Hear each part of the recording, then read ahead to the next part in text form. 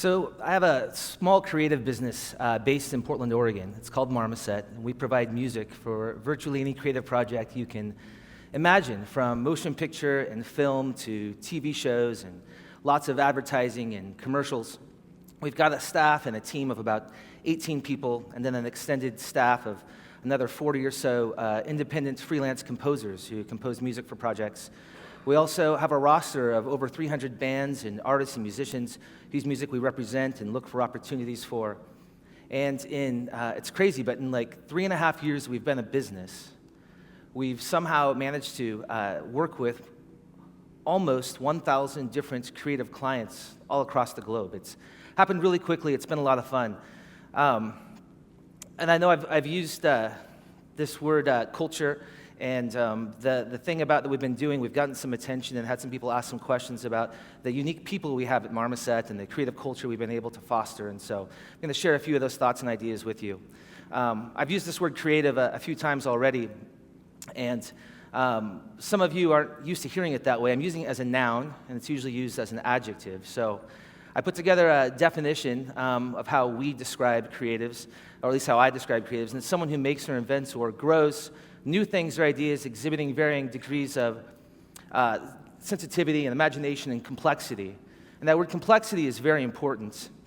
My business partner who co-founded Marmoset with me, he's sitting somewhere over there with a red beard and red hair.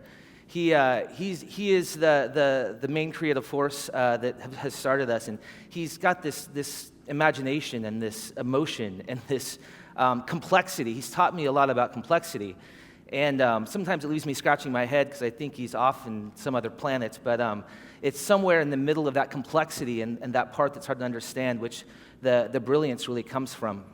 And I'll say that the creative people of the world are definitely some of the most important, yet most often misunderstood and marginalized people in all of humanity, I believe. And so it's important to understand there's different kinds of creatives. Of course, there's some that do it on their own terms, and behind closed doors you never see their work or hear of their work. And then there's others that are hobbyists or freelance or independent, and then there's those that do it for a living. They have been able to kind of live the dream and do what they love and be able to earn a living for it. And that's the kind of professional creative, or the creative industry, and that's kind of the foundation of which we'll be speaking to today. There's something in the last 2 or 3 years that's I found perplexing about the creative industry that's really kind of driving me crazy, and it's connected to this number, 30%. 30% is the annual turnover rate in the creative industry. So if you can imagine for a moment, every year a third of the people you work with and know leave, and a third new people come in, how challenging that must be to just to do what you do and to work in any organization. As I dug deeper into that statistic, I learned that there's creative companies, creative tech companies like Amazon and Google. Google's a company I think a lot of people enjoy and would love to kind of see the inner workings of. That I found that their their average employee tenure is only 1 year, which is crazy, right? A typical person's career span at Google is only 1 year. Then I looked into a company that I very much adore and appreciate, Apple. I have a lot of their products, and I'll admit I drink the Apple Kool-Aid 100%. The average employee at Apple is only there 2 years. Then if you want a real head-scratcher, there's McDonald's. Average employee tenure at McDonald's is 3 years. It's kind of crazy. So trying to figure out what's going on in the creative world, I just want to take a minute to paint you a brief picture of kind of a cliche, overgeneralized, bear with me, life of a creative. So the average creative, again, overgeneralized, they jump into a career and they get a creative job and they're going 100 miles an hour in the creative industry, maybe at an agency or a studio somewhere. And very instantly, if you're working with typical clients, you have a lot of client demands that are constantly changing. It's high stress and deadlines are crazy and everybody wants something on the very quick turnaround. And before you know it, you're working 10 and 12-hour days. And not 10 and 12-hour days occasionally when there's a special demand. That's 10 and 12-hour days every day, and oftentimes on weekends. And then occasionally in the creative world, creative industry, there's this thing that we do when there's a big project or something, some crazy deliverable that somebody needs, where we pull an all-nighter. And I know it might sound odd, but that actually happens more often than you would think. And so you're going as hard as you can, you're pouring your soul into it, and you're going because everybody else is doing the same thing, and it feels crazy, but it's creative, and you're getting paid for it, so you do it. Before you know it, as that 30% statistic would suggest, after about 2 or 3 years, you're burnt out. Your creative soul has been sucked out of you, and you're looking for some other sort of satisfaction. So maybe you go do something completely different. You take a break, and you get away from creativity a little bit, or you go freelance where you can be a little more in control of your time and your hours. What most often happens is you hear the grass is greener somewhere else. There's another creative agency or organization that says they have a better quality of life, and so you jump over there, only to find that in due time, that 30%, it happens annually, so about every 3 years, it happens again. You reach a point where you're burnt out, and the grinded out culture happens over and over and over again. It's very frustrating to watch it happen. We see it happen to a lot of the people we work with, a lot of our clients. We're constantly trying to keep track of them as they jump from agency to agency every 2 or 3 years. It's very predictable. And so as I delve deeper into the broader American work life, I just began to look at the amount of time we spend awake versus asleep. So I would imagine the average person sleeps between 6 to 8 hours a day. I like 8 or 9 myself, but so if you subtract 8 hours of sleep from 24, that leaves you with 16 hours in the day. We just learned that the average creative in the industry works 10 to 12 hours a day. So that leaves you with 4 to 6, oftentimes 4, to do your own thing. And that's to eat, that's to wake up in the morning, which takes me an hour just to get going. It also means to exercise, to read, to be with friends. Maybe you have family. Maybe you have other things you like to do outside of work. It's really intense. And I don't see how we can possibly expect anyone to be at their best when they don't even have the very necessary time they need to have a very solid foundation to be healthy. And so I know there's things we need as a solid foundation, so I would actually like to put that out to you as an audience. Take a moment real quickly. Make a quick list, maybe 5 or 6 or 7 things in your mind that you need on a daily or maybe a weekly basis to feel healthy, to feel good, to feel like if you were handed a project, you could tackle it and really knock it out of the park.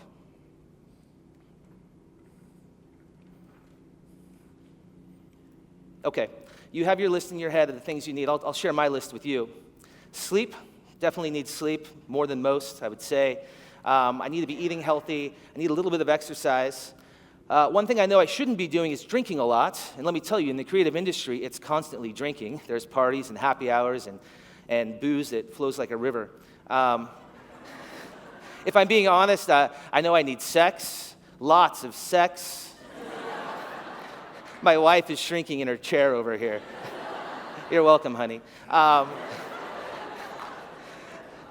need time to myself. I need some alone time, some quiet time. Maybe some time to do absolutely nothing at all or to sit on the couch and watch a Blazer game. But unfortunately, in the creative industry, there's just not enough time to do those things. It's fascinating to me because we have world-class athletes that there's no way we would expect them to go and compete with little or no sleep or really high stress or not getting enough diet or time to do what they need to be healthy. We would never expect that. But yet we expect that of the world's creatives, which is fascinating to me because it's very nuanced and very emotional and very complex, as we've learned. So why would we expect that of our creatives? It really doesn't put them in a position to perform at a high level, and I don't know why we can expect good work from them under those circumstances, let alone anyone that's trying to perform well. So the creative industry is very aware of this problem. It's no secret. Many of the leaders of the big global agencies have been on record to say that they spend a majority of their time recruiting and retaining talent, creative talent, much more of their time doing that than actually running the agency or focusing and learning about their clients. It's kind of amazing. So what do they do to combat this? What are their solutions? Unfortunately, what I've found by looking around and going to some of these places is it's a lot of this: gimmicks and coolness. Now, before you roll your eyes and wonder, gimmicks, it's insane. But if you go to these bigger agencies, the ones that have more resources, you will find that a lot of them have gyms. They have pools on site. They have on-site haircuts and on-site massages. And they've got big parties and booze and beer and all kinds of things. If you ever have the opportunity to go to Google or Apple and go into their cafeteria, which doesn't sound like a very exciting experience, but let me tell you, their cafeterias, oh my gosh, it's like it makes Whole Foods look like a 7-Eleven. They are amazing. And then the coolness. If you go to some of these places, they'll have standing desks, and they'll have big garage doors that open up, and you'll walk in and you'll think maybe you're in a museum or maybe you're on a spaceship. I mean, they really are impressive to go into. And it's crazy to me, but I think that they go to these great lengths to make you want to be there more. And why would you want to be at work more? I think if we're all being honest, most of us have other things we'd rather be doing, other passions we'd like to pursue outside of work, family, friends, loved ones, sleep. So it really leaves me scratching my head. My hunch is I think that they think they are providing some kind of culture, but they're not. Gimmicks and coolness and amazing cafeterias are not culture. Culture is centered around people.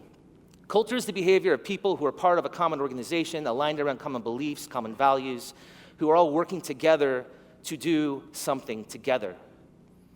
Understanding people, understanding and getting them aligned and on the same page is something we work really hard to do. It's something we spend a lot of time on.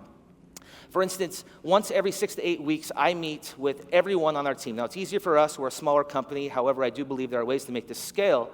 But once every 6 to 8 weeks, I meet with everyone in our company. We go off-site, we go for a walk, or we go and grab coffee, or we go to lunch, or we go have a beer, and we talk. And we spend 30 to 60 minutes talking, and it's not usually much about work. It's about life. It's about how they're doing, how I'm doing. It's very important in a relationship to be transparent and to share. So they share what they're doing, what they're happy about, what they're sad about, and I do the same.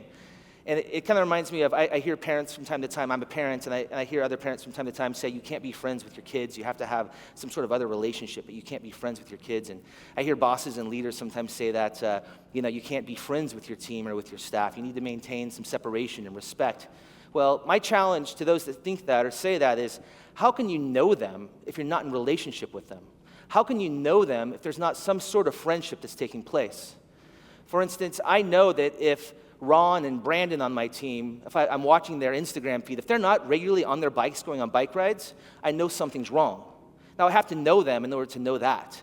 I know that if Sterling and Eric aren't regularly playing shows and going on tours, that there's something wrong, because those are things that they need in order to have the foundation they need to be good and healthy.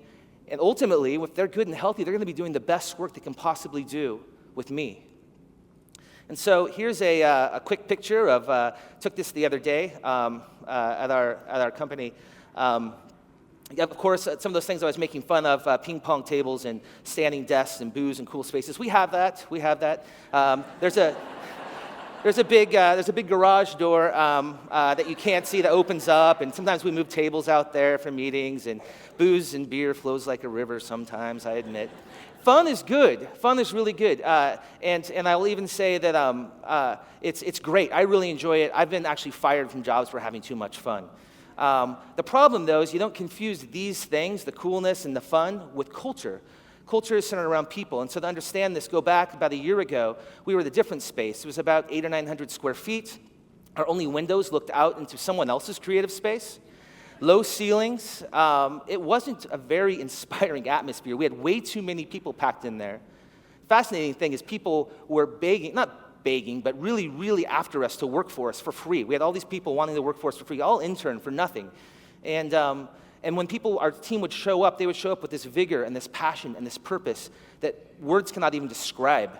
And if you ask them why they show up each day, even now, it's not for the ping pong tables or the booze or the garage doors or any of that stuff. It's because they're aligned and together, and they believe in what we're doing, and they're finding purpose in what we're doing. They're finding meaning in what we're doing. And not just meaning on their own, but together. This sense of togetherness, this sense of being aligned is really, really important, especially in a creative culture. Now, being focused on people, I've come more recently to become very fixated on this thing, the golden rule. Everybody is, I'm sure, is familiar with the golden rule. It's an ancient principle. Jesus Christ was even quoted in the Bible of stating the golden rule. And as noble as the golden rule is, and with all due respect to Jesus, I'll have to say I disagree. I think that the golden rule has a flaw in it. I think it's problematic, especially amidst today's culture. And what I mean is the golden rule basically meaning treat others how you want to be treated. If I'm being honest with myself, if I'm listening to the therapy sessions I've been to and to the friends and family that speak truth into my life, I know that I am not always that kind to myself. In fact, I'm really hard on myself sometimes, really critical on myself. And I've also discovered that when I'm being really hard on myself, I'm usually being pretty hard on others. Now that kind of flips the golden rule upside down in a way that I don't think it was intended to be, but that's the reality of it. And so I would challenge us to raise the bar and take things to the next level, and to think about something that I've titled the Golden Rule 2.0. It was either that or the Platinum Rule. That's a terrible joke. It's treat others how you imagine they dream of being treated. So if you can imagine a loved one or someone you care about and hold high, if they were to come to you and say, you know what, thank you. You get me, you understand me, you listened to my needs, and you cared for me, and you were there for me, you helped me get up when I fell down, thank you.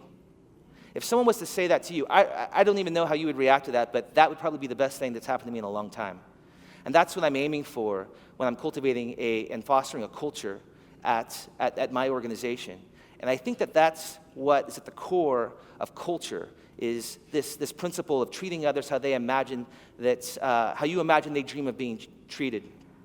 I think if we can do that and we can approach our day that way, we'll have incredible results. Like the results part of it will happen without question. When I enter the doors of our organization each day, I stop for a moment and I observe and I listen and I think, how would I feel if I were an employee here? Would I feel cared for? Would I feel supported?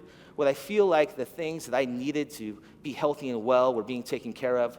And not just at the studio, but actually outside of the studio, in my own personal life. Is that being protected and respected? I think we're on to something. I think it's working. And I would encourage leaders and other creatives out there to consider this approach. 0% is our annual turnover rate. Now, we've only been going for 3.5 years, but so far we're doing pretty good. The average employee tenure, I think, is going to be good. I think we'll beat McDonald's. And in closing, I would just like to encourage leaders out there to ask those questions, to ask your team and ask your staff, ask the creatives what they need to be good. I think they're being marginalized and being mistreated largely with this grinded out culture. And I want to ask, have you taken a moment to say, what do you need? What are the 5 or 10 things that you need to be feeling good? And then if you have the chance to respond to that and provide that, I can't even describe to you what it means.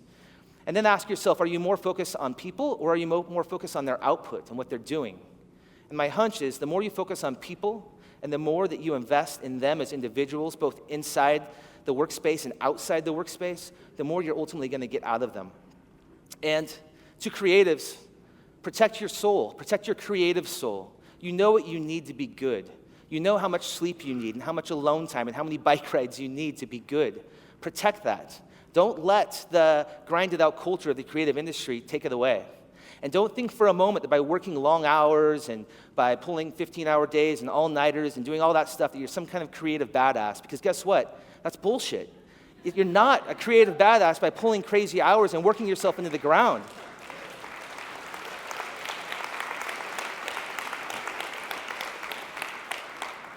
There's many in business who will try to tell you that there's nothing more important than profit and the bottom line. And I'm here to tell you they're wrong. People, a healthy, good, well cared for, well fostered, well cultivated culture is what it's all about. And if you can do that, if you can really nail the culture and care for the people, the other stuff will come. Thank you.